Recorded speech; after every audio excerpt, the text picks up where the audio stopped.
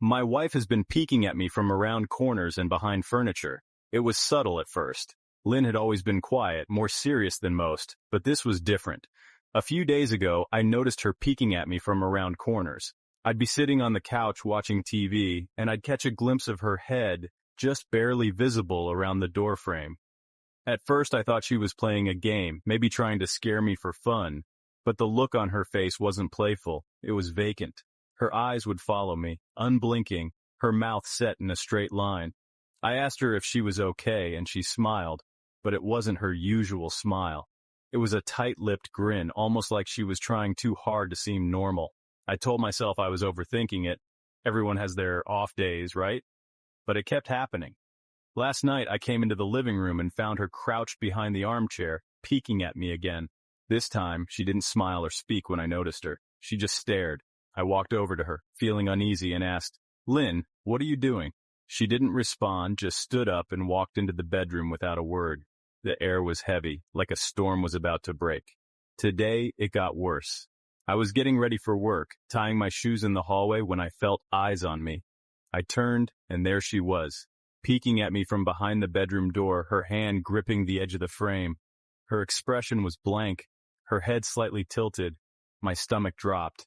I asked her again, "Lynn, what are you doing?" She whispered, so softly I almost didn't hear, "I found you."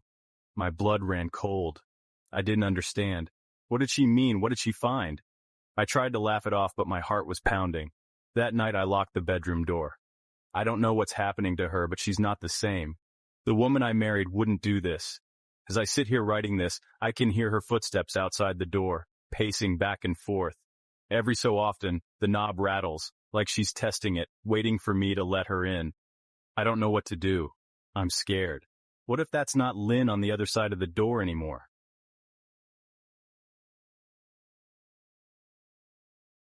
Something walks, whistling past my house every night at 3:03.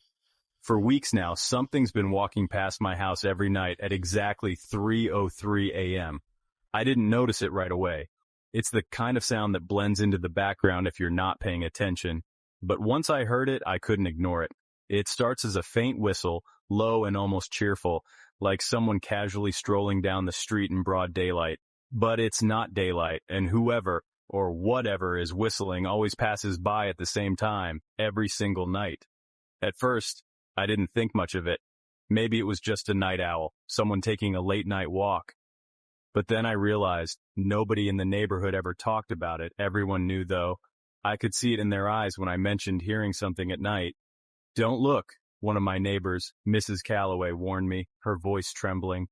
"Whatever you do, don't look outside." That's when I started getting scared. I tried to ignore it, but each night the whistling seemed to get louder, closer, like it was moving slower, lingering right outside my window. One night, my dog, Max, started barking frantically at 3:02 a.m. He was growling, his hackles raised, and his eyes fixed on the front door. I didn't want to, but I couldn't help it. I looked. There was something out there, just at the edge of the streetlight's glow. A figure, tall and thin, with a strange jerking gait, like it was struggling to walk straight. And it was whistling. The sound was unnatural, like it didn't belong to a human throat.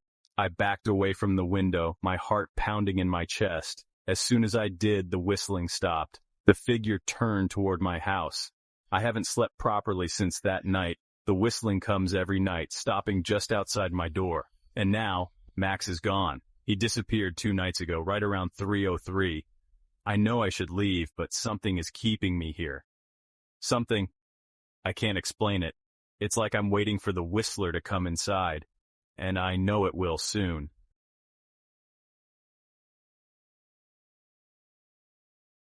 The Limping Woman.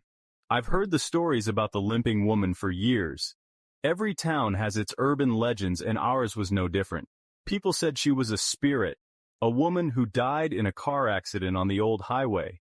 They say she limps down the road at night, looking for someone to take her home. But if you stop for her, well, no one who stops ever makes it home. I never believed in that kind of thing.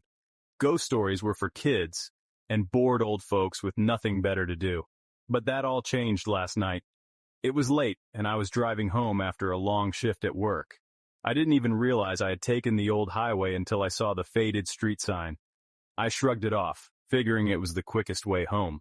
The road was empty, not a car in sight. As I drove, the fog rolled in, thick and heavy, making it hard to see more than a few feet ahead. That's when I saw her, a figure limping along the side of the road, her body hunched over, dragging one leg behind her. My heart skipped a beat. My mind raced. Was this some prank? Was it her? The limping woman? I slowed down, my headlights illuminating her frail, pale figure. Her face was gaunt, her eyes hollow, staring straight ahead. She looked up and our eyes met. I froze. Her lips moved, but I couldn't hear what she was saying. My instincts screamed at me to drive, but I couldn't move. My hands gripped the steering wheel, knuckles white. Suddenly she was at my window, her face pressed against the glass. Her eyes were dark, bottomless pits, and her mouth twisted into a smile. I don't know how she moved so fast. I slammed on the gas, my tires screeching as I sped away. In my rearview mirror, I saw her standing in the middle of the road watching me. Her smile never faltered. I can't shake the feeling that she's still following me. Everywhere I go, I feel eyes on me, hear the faint drag of a footstep behind me. I don't take the old highway anymore, but it doesn't matter. The limping woman has found me, and I don't think I can escape her. I'm gonna pop some tags, only got $20 in my pocket.